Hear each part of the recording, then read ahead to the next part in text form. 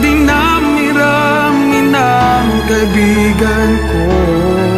Ikaw pa, paano na kaya? Di sinasadya, ba't nahihiya ang puso ko? Hirap nang umibig sa isang kaibigan, at baka hindi maintindihan.